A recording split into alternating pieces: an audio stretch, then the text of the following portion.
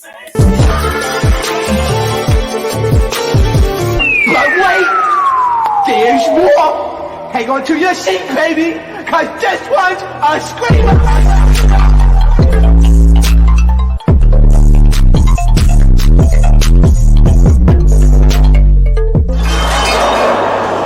Are you not entertained? Are you not entertained? On our entertainment with Tim Content with another video. So y'all, we are still playing catch up. So this is Who Did I Marry part 6 through an hour. Okay, we're gonna do an hour of this story because I still have not heard it in full, and I need to hear it in full with y'all. Okay. So where we left off is where she found out that she had a baby, but she lost the baby, and the house fell through. Okay. Started bleeding. And at this point, my doctor, I had just had an ultrasound earlier that day. So I went to work because the ultrasound was fine. I went to work and the cramping and the bleeding started. And I started crying because I kind of knew what was going on. And my doctor had called me and told me that when they did the ultrasound, they did not see a heartbeat. So she was like, this pregnancy is not going to be viable. So I'm crying, hysterical. And now we're going to get into part 6.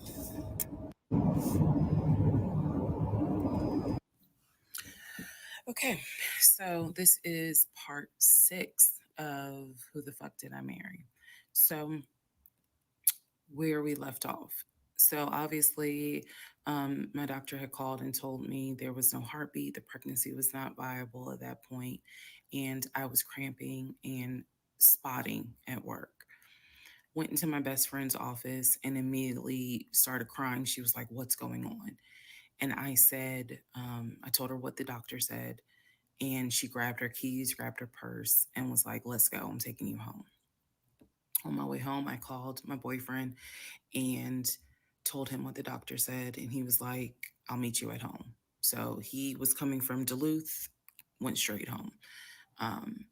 And so about 24, 48 hours later, I had a doctor's appointment. And my doctor gave me 3 options. First option, let everything happen naturally. Your body will expel the fetus on its own. Second option, you can take a pill which will induce expelling the fetus at home.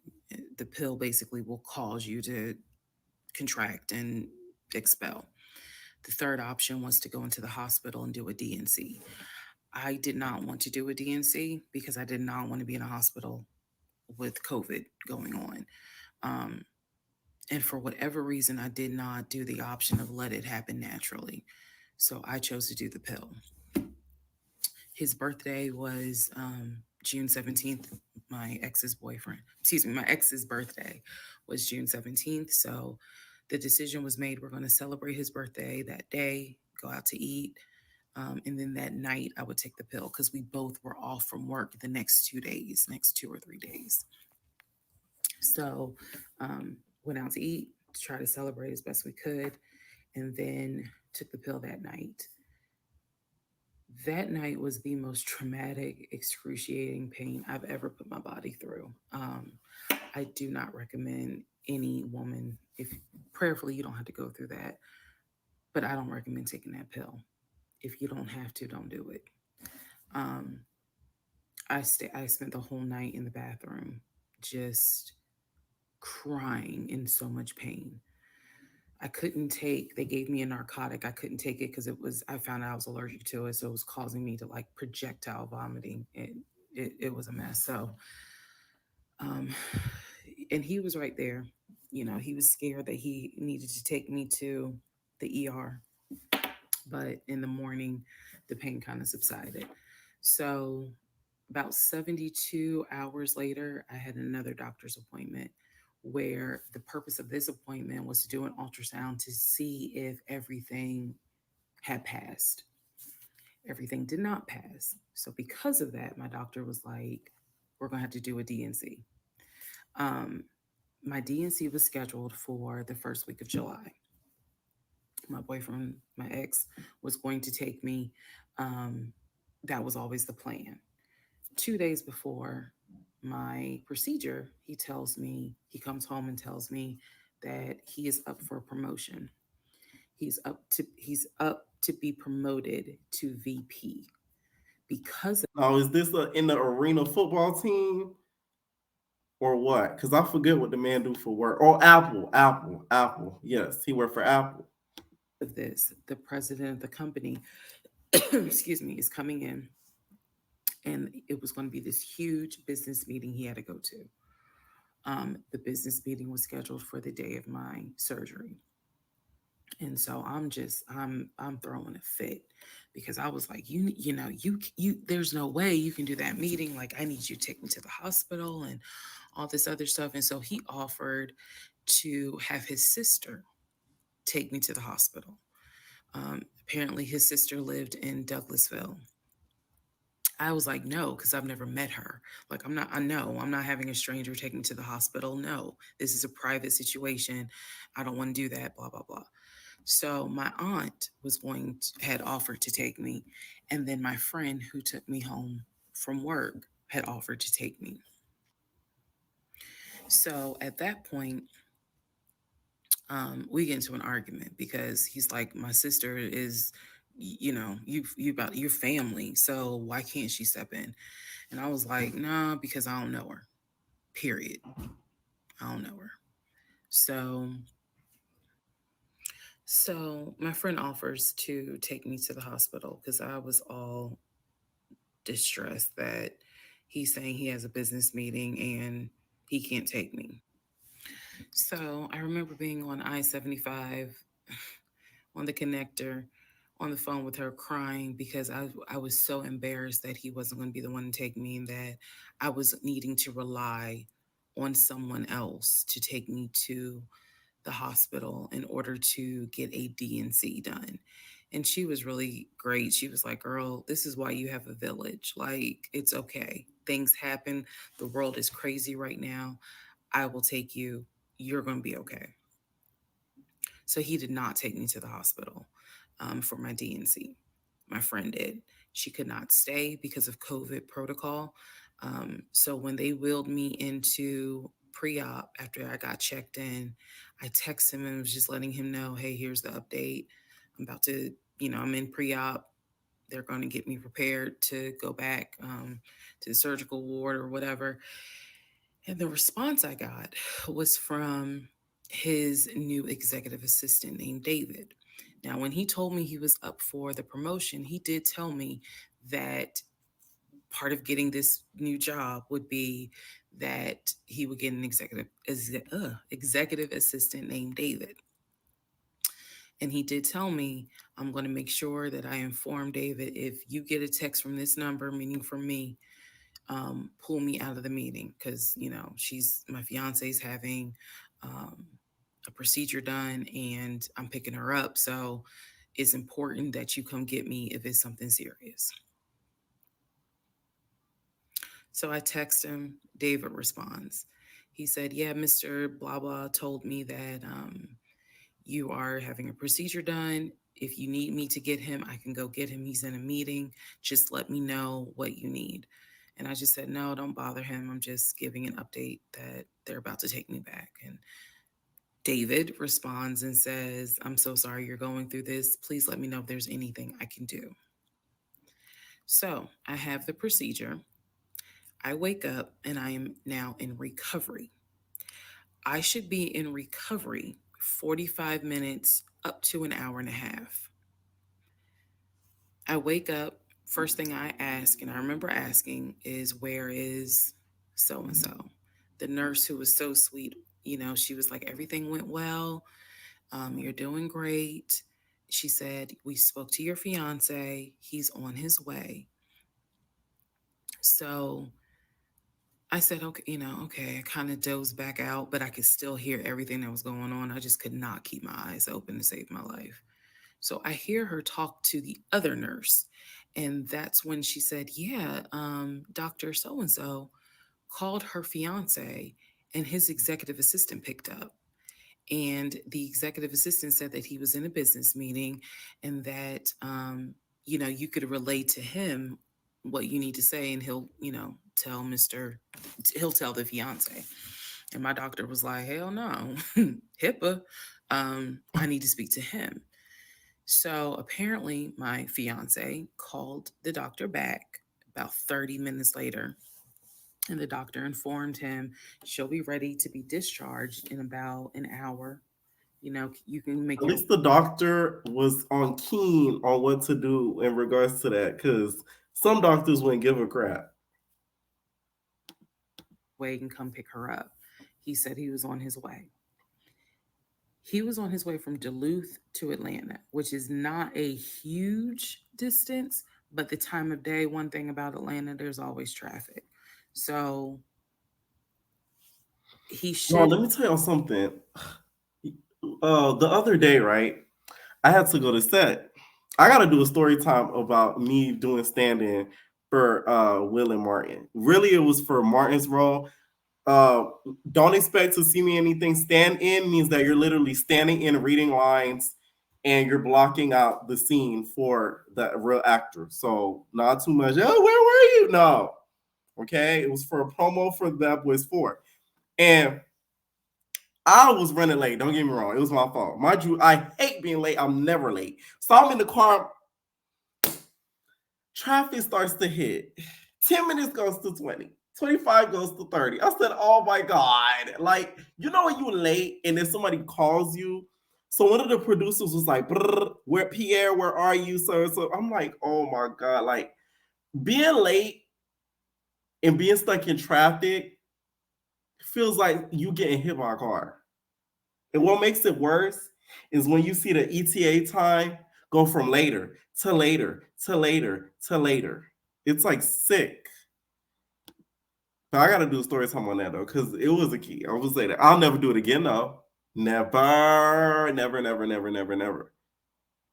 have been there within the hour. I should have only been in recovery an hour and a half. Let's go to the next part. Part 7. Who the fuck did I marry? So I should have been in recovery at Northside Hospital for about at most an hour and a half.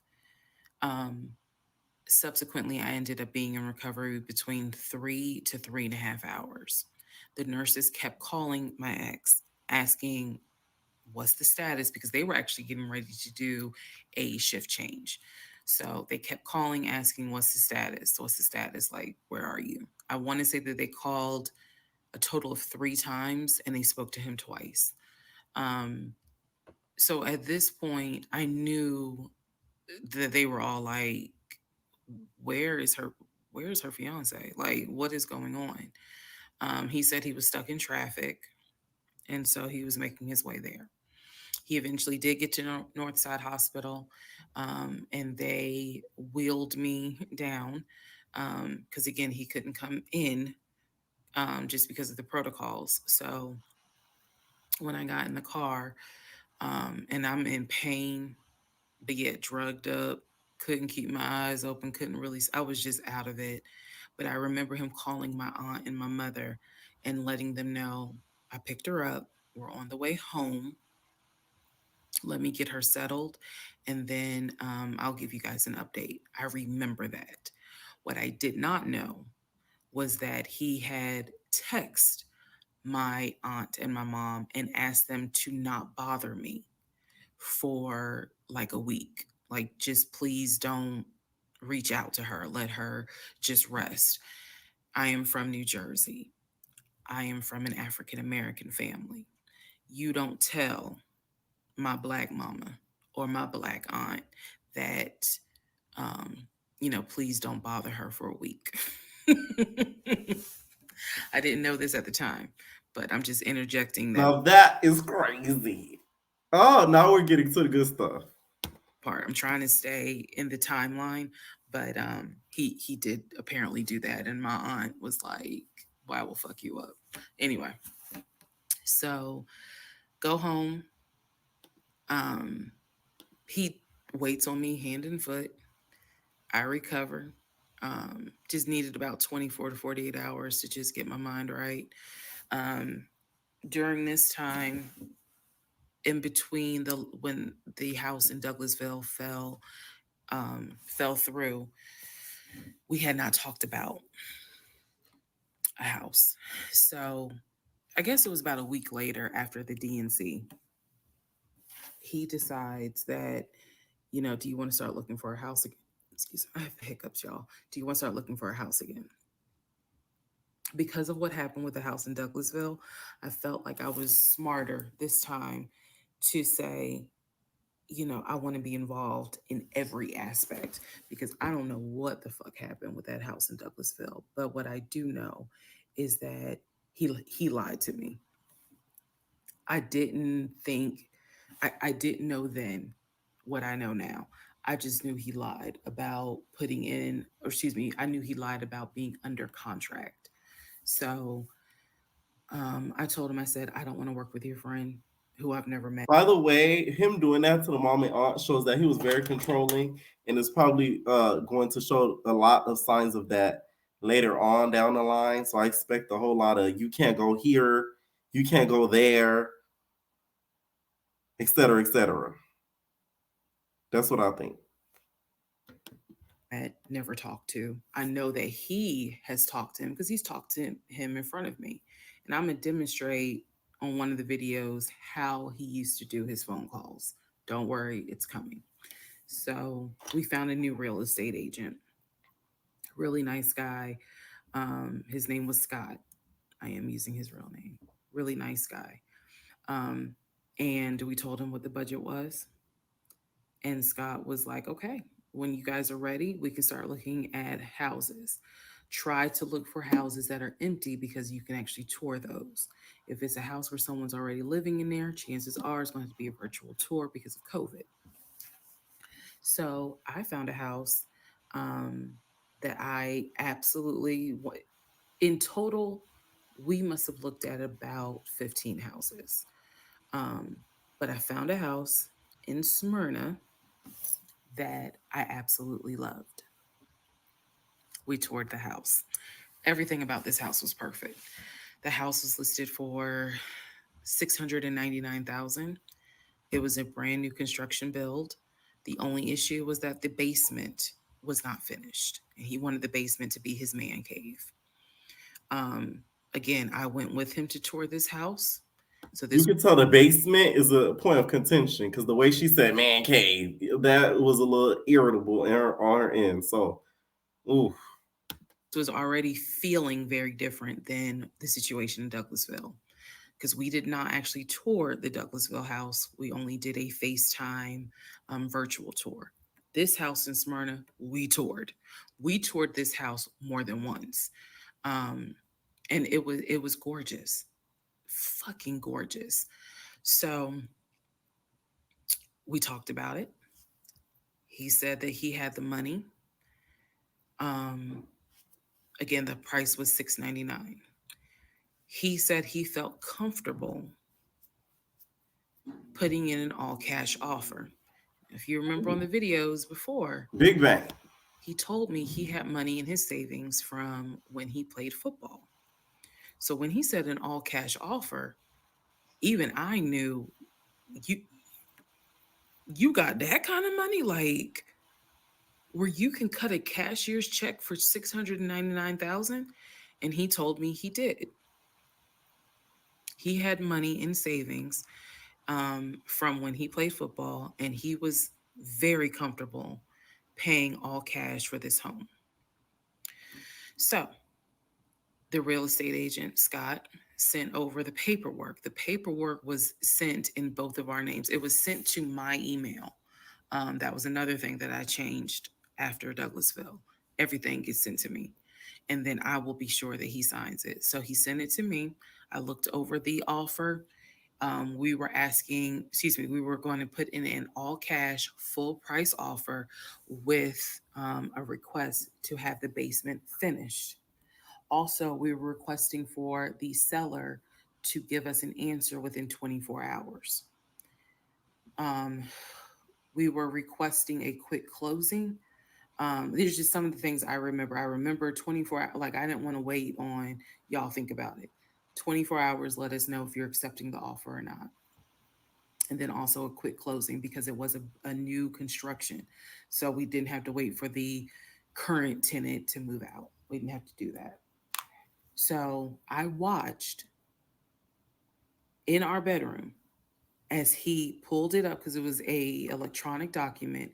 He signed his name to the offer for $699,000 cash. He requested again the seller let us know in 24 hours if they were accepting the offer. So we submitted the offer at around 6 p.m. We were requesting that by 6 p.m. the next day, they let us know if the offer was accepted or not. I watched him sign the offer. I sent the offer back to Scott from my email. All parties had signed. Scott texted us and said, I got it. I'm submitting it. I will let you know what they say. Let's go into part 7. Sorry. Let's go into part 8. Good grief, this is getting long. Okay, so No kidding, bitch.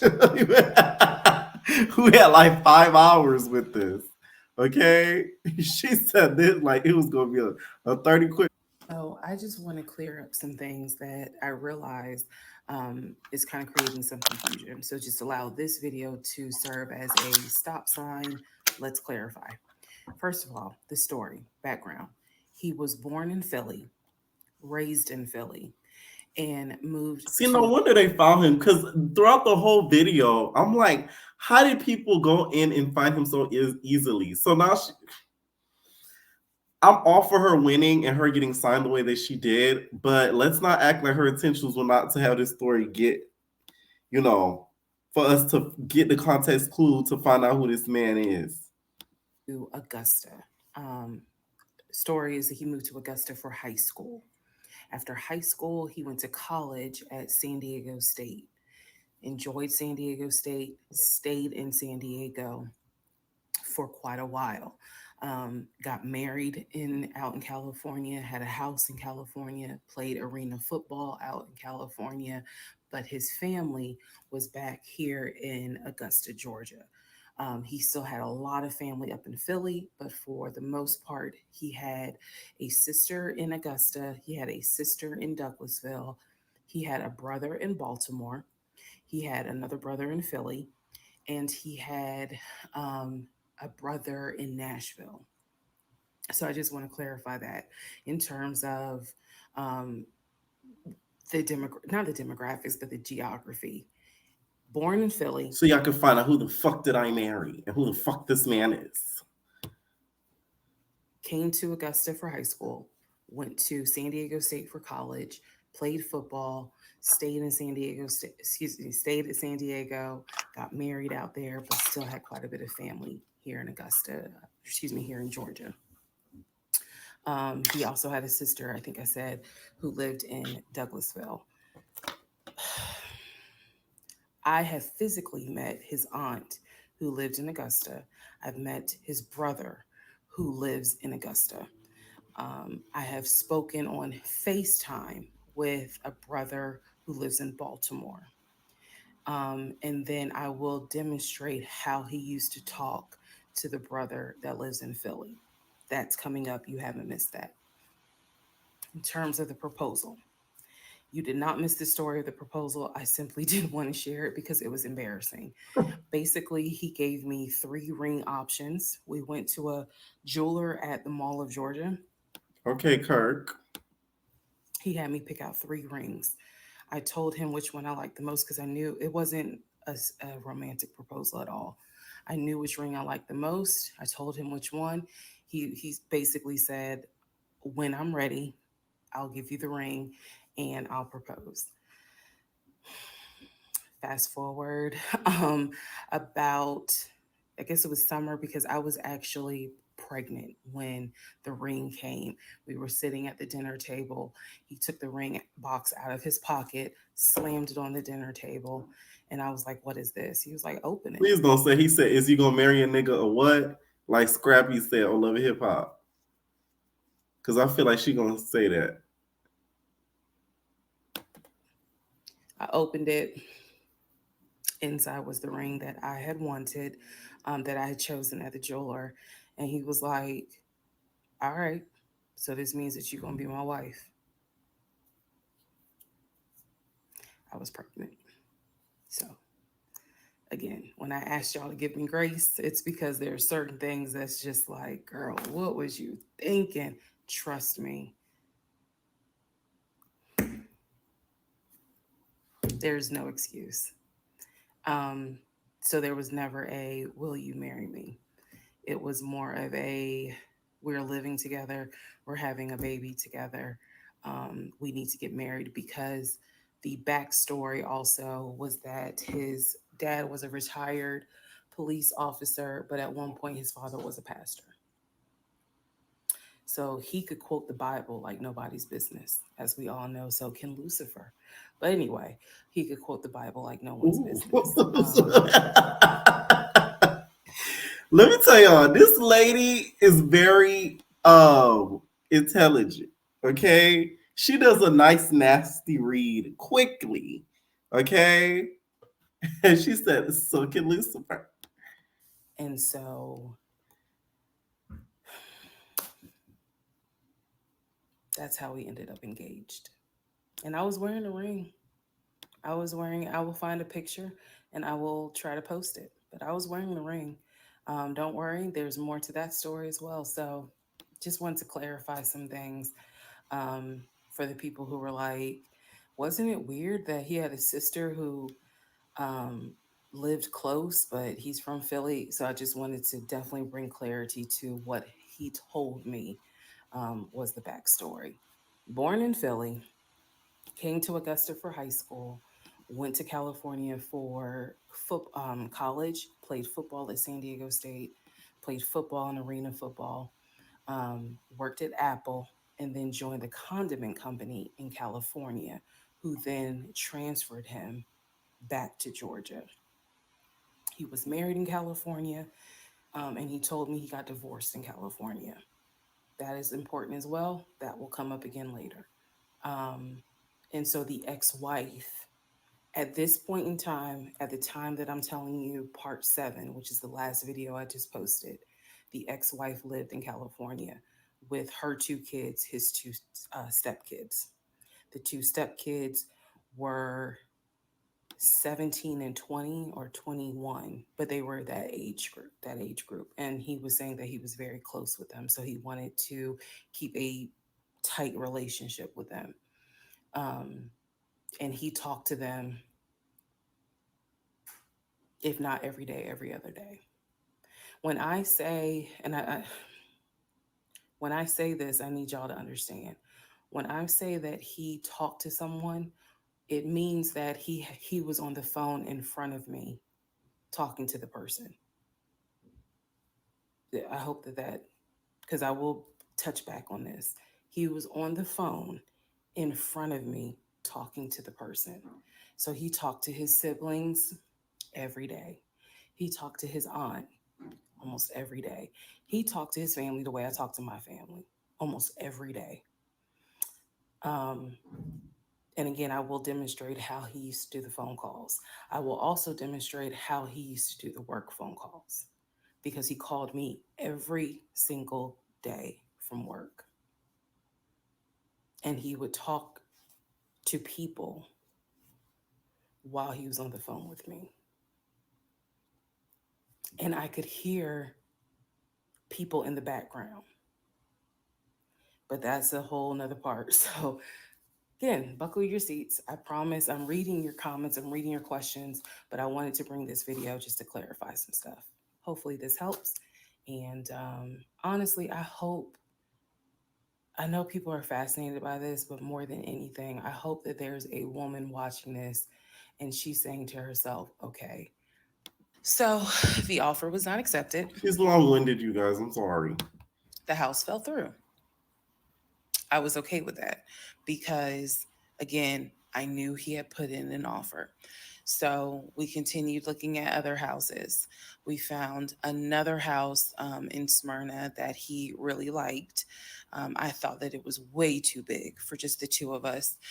Um, and so the price of this home was much higher than the 750,000 that Chase had approved for the mortgage.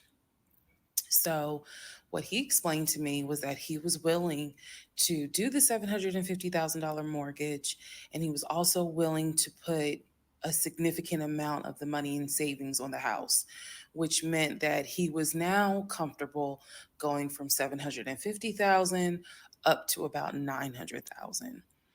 Again, his whole explanation was, I have the money where I can put down a substantial down payment, bring down the price of the home, and then basically mortgage the rest of it. So that was now the plan. I was not comfortable with a home over $900,000. But again, keep in mind, I saw the Chase paperwork. So I was like, I just feel more comfortable sticking at the 750,000 mark. That's what you were approved for. Let's go with that. By this point, this is now fall of 2020. We had been talking about marriage. I had my ring.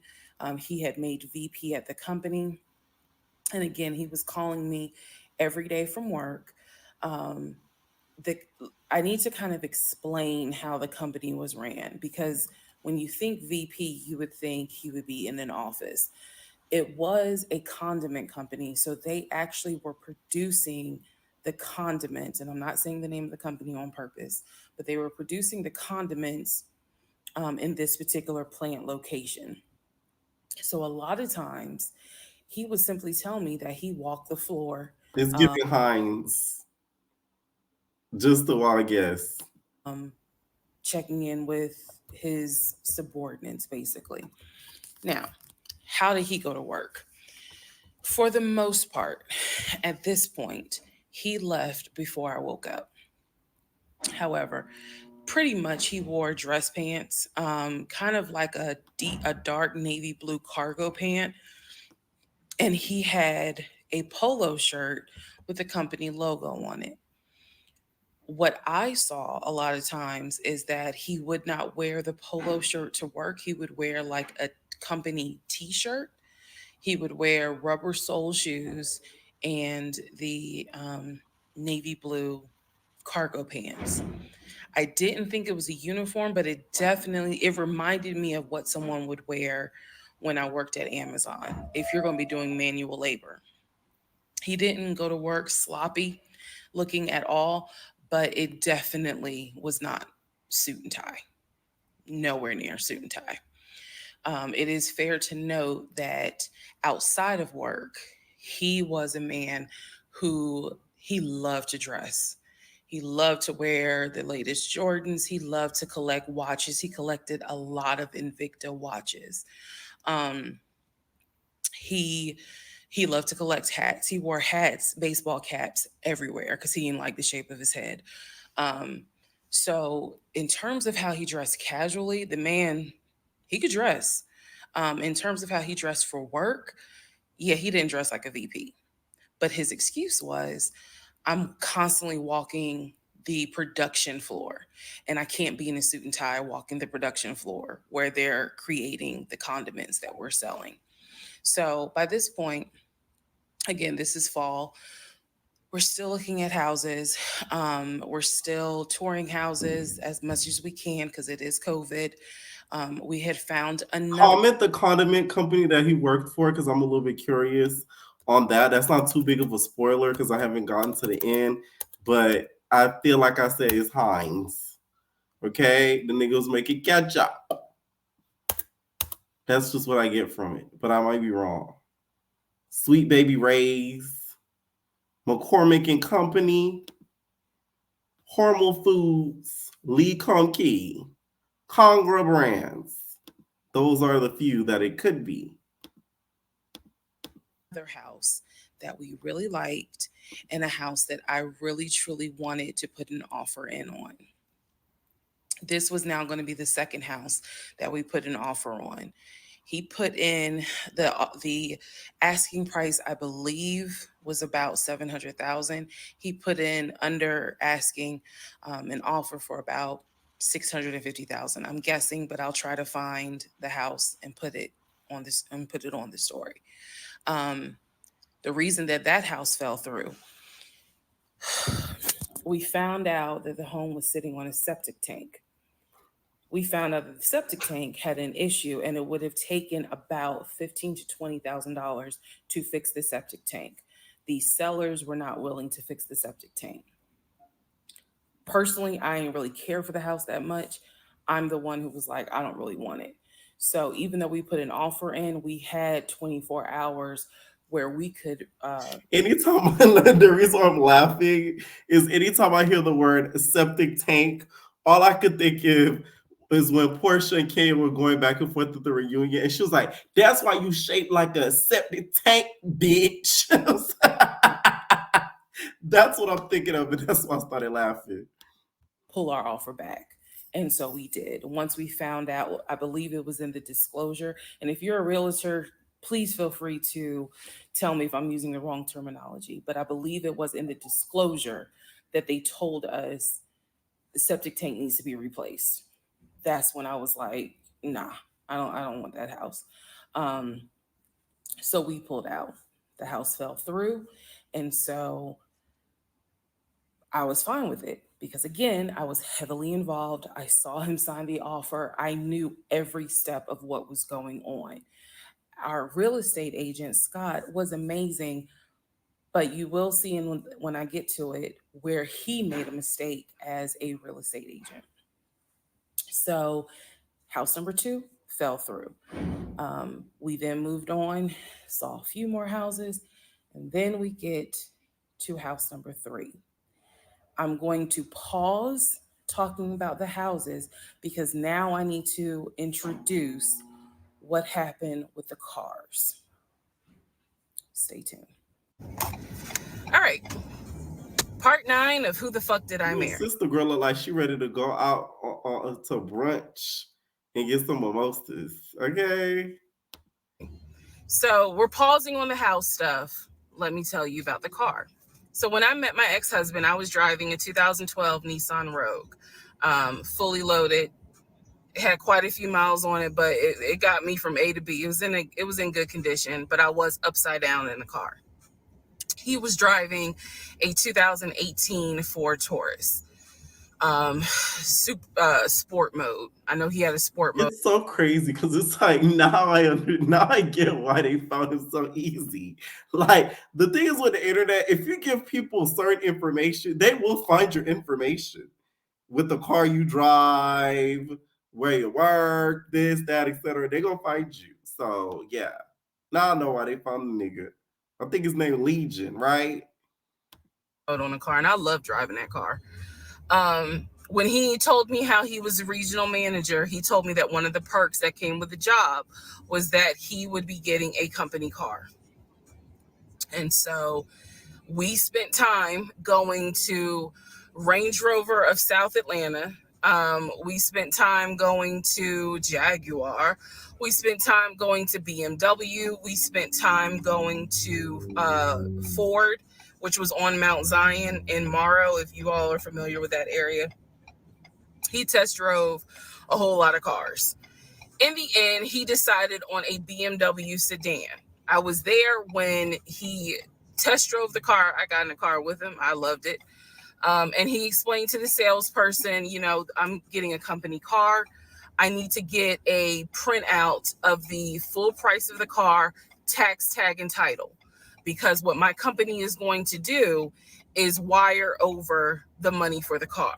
The salesperson was like, okay, apparently that happens a lot. So he gave him a printout with the tax, tag, and title for the car. In front of me and the salesperson, he called the person in the finance department for his job. I'm just gonna assume that this nigga's a big ass scammer because she keeps saying in front of me. So it's making it seem as if she thought that he had the money like that, but he really didn't. Something to that effect. I don't know. I have no idea what this person's name is, but he called the person. He explained to them, this is the amount of money. He said the president of the company, so-and-so, has authorized for him to get a car, not spending more than, I think, $90,000, tax, tag, and title. The BMW came out to just under $90,000. And so I remember this conversation so fucking vividly. So he's on the phone in front. I'm sitting down, the salesperson sitting down at their desk, and he's like, they put me on hold. And so he's like, I guess the person comes back and he says, the price of the car is blah, blah, blah. He was like, give me a second and I can send you a picture of that printout that shows tax, tag, and title for the BMW. He gets off the phone. He takes a picture of it. He sends it to whoever. He waits about 10 minutes. He calls the person back. He says, did you get it? Apparently the person did get it. But the person who can actually physically do the wire transfer had gone home for the day. So what he says to the BMW salesperson, he's like, okay, we're going to have to do this tomorrow because so-and-so went home for the day. I don't know who the salesperson is. I can only tell you from my viewpoint what I thought. I had no reason to think this was a lie. I really didn't. Because again, you got to please keep in mind the circumstances that all of this is happening. We're inside the dealership. We're sitting at the desk of this person.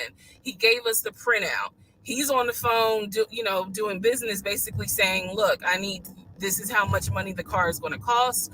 He's taking a picture of it. He seemingly is texting someone saying, this is how much, this is proof of how much it is.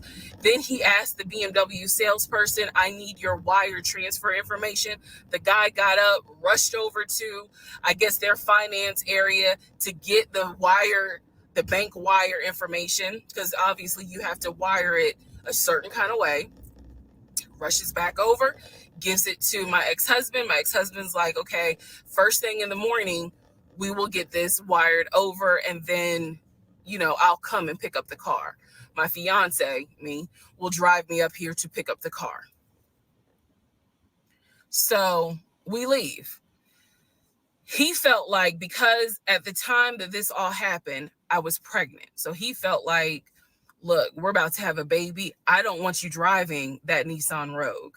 I want to get you something. I want to get you something more secure, something new. I really wanted a Kia. I really wanted a Kia Telluride. And he was like, well, let's look at the warranty. This man knew a lot about cars. He knew a lot about the warranty. He knew a lot about the depreciation value. And so he did talk to me a lot about what will we get the most for our money. We test drove, when I say we, I test drove a Kia Telluride, a Kia Sorento. He didn't like either of those. He had me test drive a Ford Explorer. He didn't really care for that. Then came time where he really wanted me to get a BMW. He really wanted me to get a BMW X5. So he took me to Global BMW Imports. Please, Lord, don't say you paid for both cars. Jesus! Ah, I see where this is headed. Which, if you know anything about Atlanta, it's off of Cobb Parkway, but you can see it off the highway. I believe 285 is where you can see the Global Imports BMW dealership.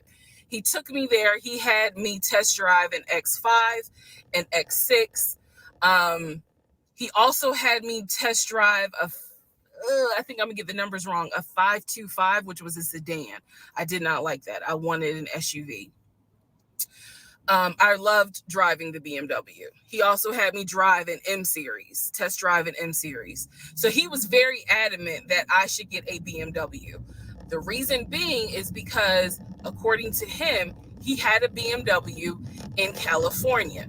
when he lived in San Diego. He had a BMW that he loved. It was a white BMW. He showed me pictures of the BMW. So he showed me pictures of this white BMW that he had.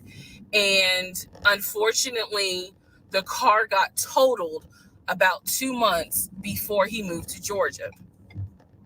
So he had received money, not a lot, but some money to get another car. And he used it to get the Ford Taurus because he was like, I just need a car that's going to get me from A to B until I get into a house and I'm much more settled. For him, he was like, I'm really giving myself 60 days to get settled here in Georgia after moving from California. But then he met me. Again, that's the story. So he had me test drive the BMW. So much so, I loved the BMW. Loved it. I wanted a dark blue BMW with cognac interior. I wanted an X5 and I wanted an M Series. So I can clearly tell y'all that's exactly the car I wanted. We were online looking for that particular car because not every dealership had it. I was okay with a black BMW if needed. But I really wanted dark blue and I really wanted that cognac colored interior.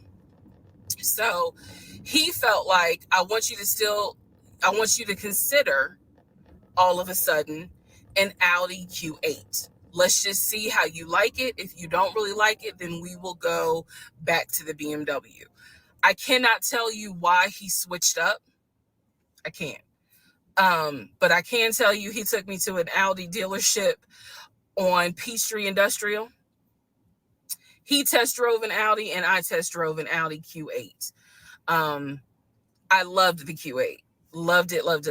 But I was tired of test driving cars. By this point, I had test driven so many cars.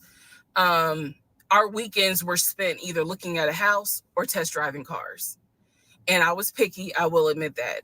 So he had me test drive the Q8. I really liked it. I finally just told him, look, I'm good with either the BMW or the Audi because I'm tired of test driving cars.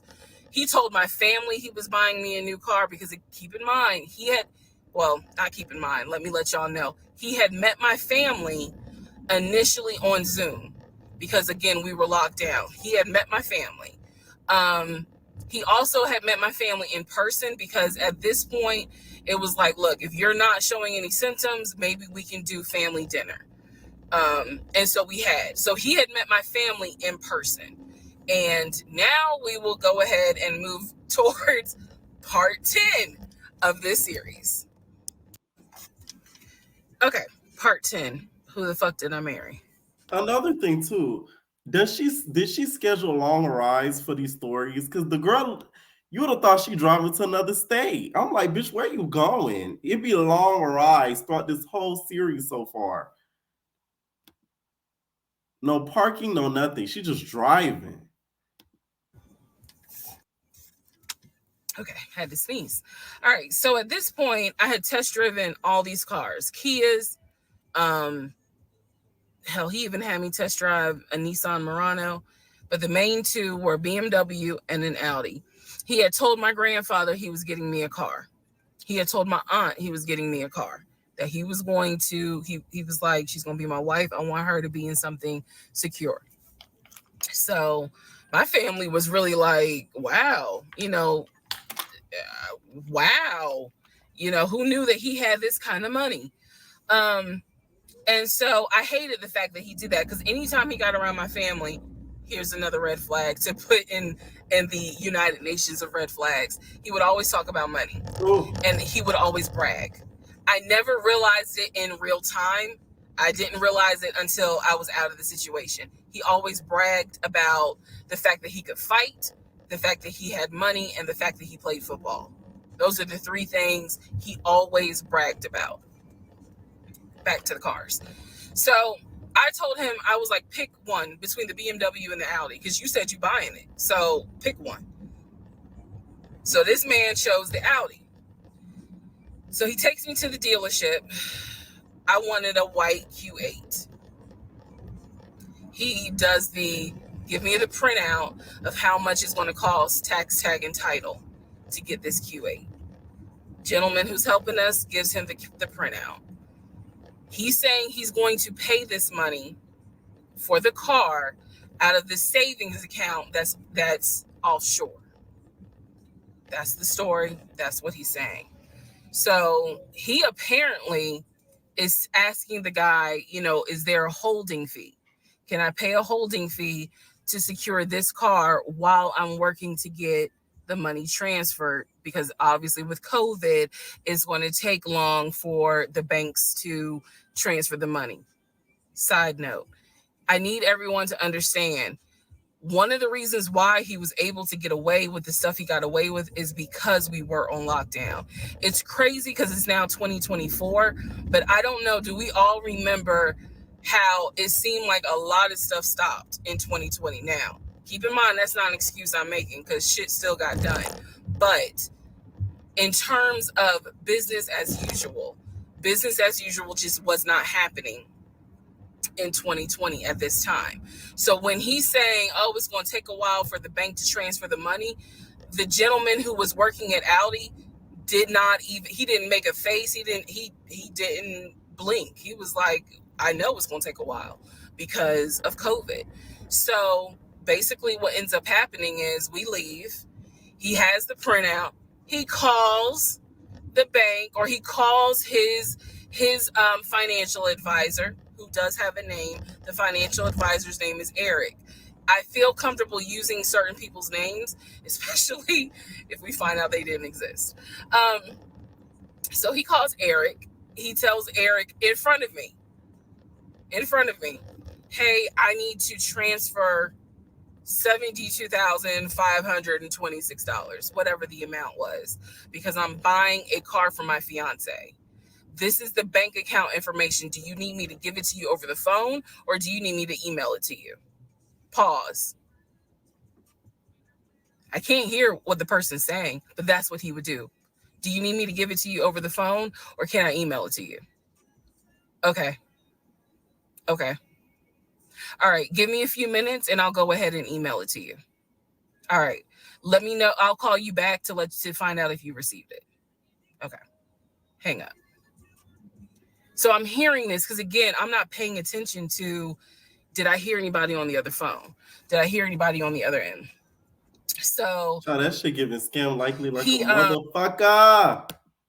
He proceeds to type up an email, type up something, telling him this is the information that we need. I didn't think anything of it. He called me at work the next day to tell me that the money was sent to Audi, that he called Audi and he confirmed with Audi that they received the money. What he told me is that the car is going to be delivered to the house. Y'all, it's not that I lived in the hood, because I didn't, but I did not live in just for clarification, in an area of Clayton County where you would have a brand new Audi delivered to your house. So I remember saying to him, I don't want that car delivered to the house, not yet, because I need to put that car in the garage. And my Nissan I only had a 1-car garage, so my Nissan was in the garage. So he said, okay, well, let me call them back and change the delivery date. Can you be home, or can you do a half day? So he's asking me, can you work a half day so that they can deliver the car and you will be home for it? I said, yes, that's fine. Because again, it's COVID. I'm working from home anyway. I only had to go in the office 2 days a week. So I'm at home the next day. He told me the car would be delivered between the hours of 1 and 3. Obviously, between 1 and 3, nothing happened. So 3 o'clock, I called him. He's at work. He sends me the voicemail. He calls me back. I said, it's 3 o'clock. No one ever came with the car. What's going on? And then I remember I was like, well, do I need to call Audi myself? Because I thought that you handled it. But if you didn't handle it, do I need to call them? And so whenever I would suggest I will handle it, he would get very, very defensive. red flag number 472. So he was like, no. This is why I have trust issues. It's the fear of being let down. I don't like people handling certain stuff that I like to be in control of. I swear to God, everybody that knows me knows that's the case. So it's like stuff like this is why I do. Because it's like, what the fuck? I will call Audi. Don't do anything. I'll call Audi and find out what's going on. Okay. So I'm at home chilling, cooking dinner, normal night. He calls me back and says, yeah, the car was stuck on the truck in Spartanburg because apparently that's where their deliveries come from. So when he told me this, I was in the kitchen laughing because by this point, I will be honest, and I told y'all I'll be honest even when it makes me look bad. I was guilty of, on one hand, I believed him, and on the other hand, I was like, let me see what lie he come up with. Let me just see. But keep in mind, my brain was really like not rationalizing, not comprehending how deep the lie was. I just thought that no one told him the car was going to be delivered, and he made that up. I had no idea how deep the lie went. So he said, the car's in Spartanburg. It should be delivered this weekend. Stuck on the truck is crazy. As if she's getting a package from USPS.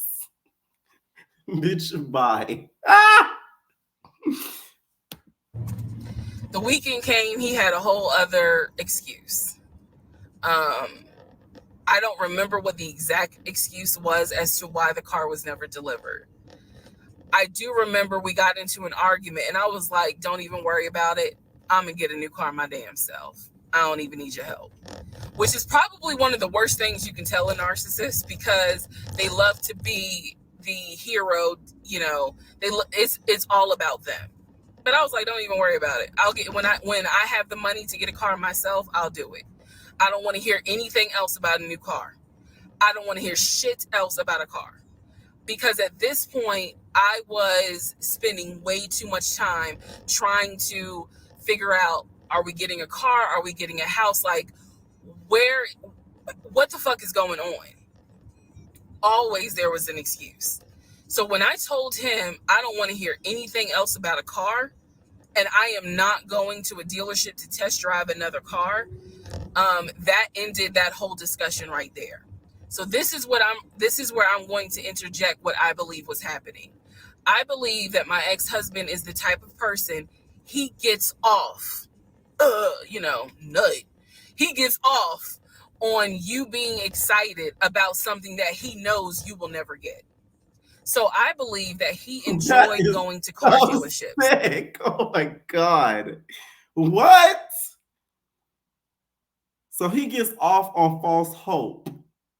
He gets a nut on you possibly thinking you're gonna get something that you never gonna get, and he can't even afford, but he acted like he could afford it.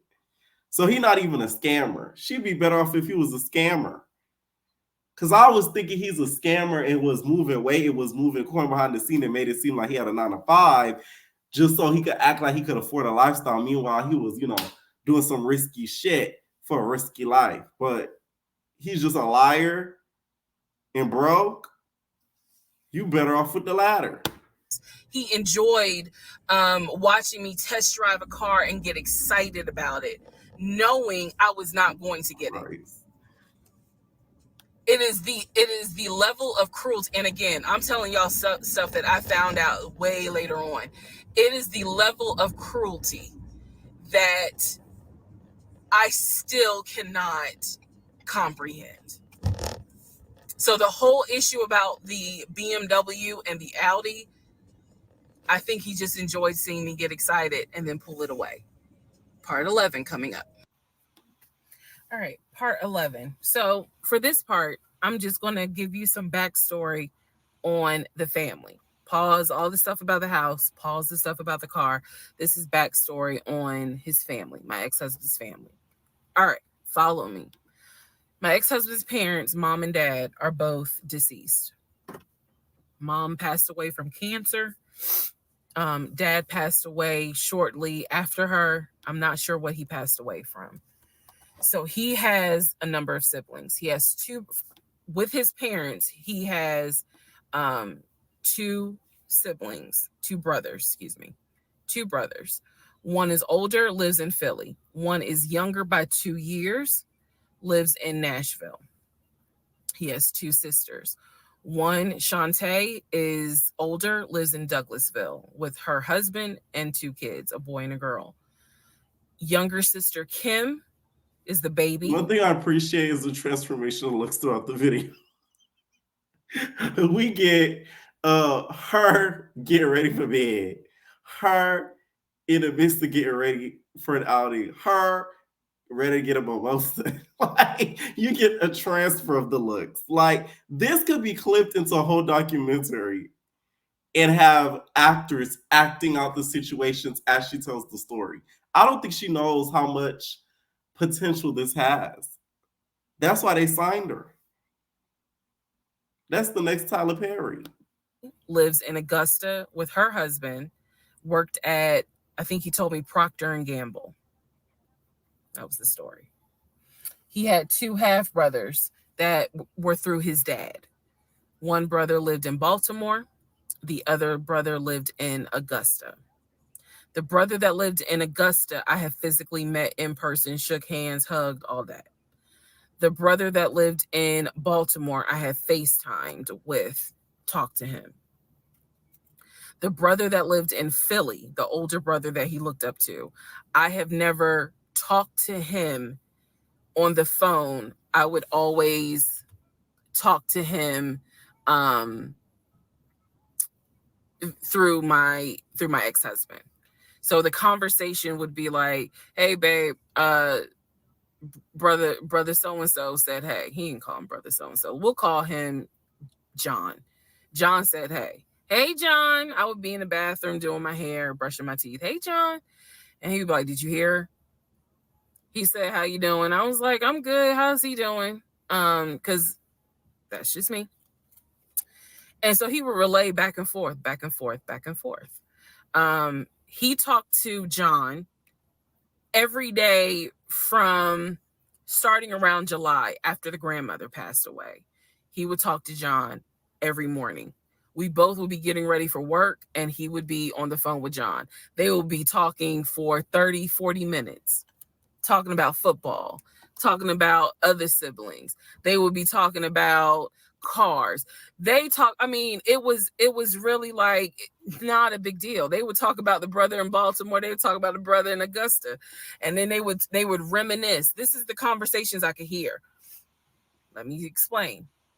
When I say I can hear a conversation, what that means is I am physically standing near him or next to him where I could hear. Not just Google his picture, just a side note, just so I can get a visual as she's talking. He does have a funny shaped head. Okay? Hey. Him with the phone up to his ear talking to someone, because it wasn't me. Okay? I may not hear the other person because the phone call may not be on speakerphone. But what I hear is, for example, I hear, hey man, what y'all doing? Oh, for real? Y'all barbecuing this weekend? What y'all making? Oh, that's what's up. Nah, I think me and her gonna stay in this weekend because, you know, these numbers is looking crazy with COVID. Yeah, she over here. She's sitting right here. She watched the TV. Okay, hold on. John said, hey. Hey, John. You heard her? Okay. All right, bro. I just wanted to check in on you. That's the type of conversation I'm explaining. Okay, so I hope that gives a little more clarity about the type of conversations I'm hearing. So, I don't know why this light keeps going out. Mine too. Okay. So that's how he would talk to his siblings. The grandmother passed away. He called me around April or May and told me that his grandmother passed away. His grandmother, on his dad's side, had died suddenly from COVID. She had symptoms. She went to bed and did not wake up. He was distraught. He was crying. He wasn't eating. He was just sitting there, listening to music, not watching TV, just sad because he was like, my grandmother was always my support system. So from what I saw, it really bothered him. I did not think anything of it. I'm one of those people. If you tell me somebody in your family passed away, I'm gonna believe you because I don't play about death. And I guess I expect other people don't either. Oh. However, that is not the same for everyone else. But we'll get there. So, family. He had his sister Shantae, who lived in Douglasville. Like I said, she was married with 2 kids. Apparently, she was a nurse. So when I had my miscarriage, that was the sister that he was like, my sister will take you to the hospital. Like, that's what family does. Okay. I had never met Shantae. I've been on the phone, or excuse me, I've been around him when he was on the phone with Shantae. Never heard her part of the conversation.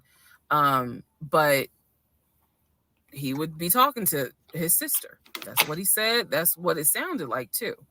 Now, what is interesting is that we lived maybe 35, 40 minutes away from Douglasville. So there were plenty of times that he had invited me to go with him to his sister's house. Okay, let me tell you how this would always work out. Total times he invited me was probably 3 times for different barbecues or whatnot. The first time he invited me, I was like, nah, I ain't going because, again, COVID. And she's a nurse. Hell no. The second time he was like, yeah, she invited us, but I don't think we should go because COVID. No. The third time I agreed to go. I was like, absolutely, I'll go meet your sister. Like, that'd be great. On our way to her house, to Douglasville, to go see the sister, apparently he got a phone call. The phone was always like on vibrate, but he got a phone call and he told me that something came up, and so she had to cancel the barbecue, to get together, whatever. And so I was just like, oh man, okay, well, hopefully we can go another time. It didn't happen close enough for me to have red flags, if that makes sense. But at this point, as y'all probably like, girl, you so blind. But again, I didn't think anything of it because it's like, okay, it fell through. We'll see. We'll reschedule.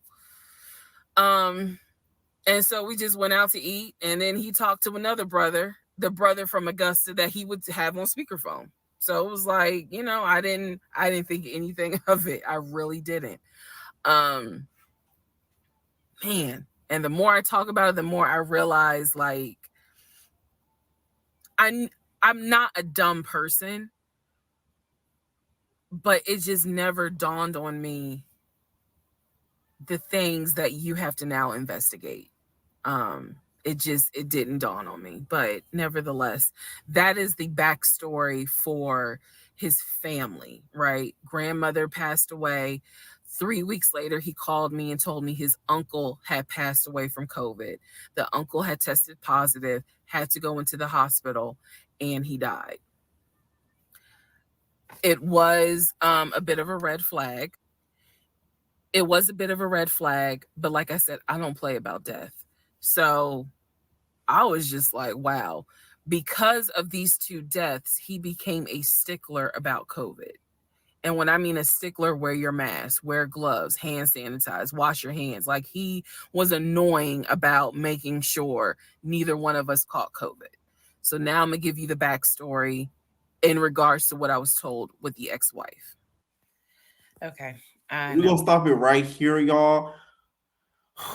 This is getting interesting. I just feel like, I hope these family members aren't made up people, because that's not even a liar. Something wrong with you. To be honest, you're just making up stuff.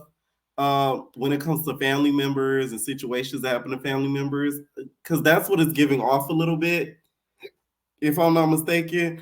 I was just hoping the nigga was a scammer, okay? Please don't drop too much heavy spoilers in the comments. Let me know what y'all thought about part 6 through part 12. I will be continuing off this series. I know the story has kind of died out a little bit, but I want to finish this out because I want to see what happens, okay? Leave your comments down below, and we're out, babies.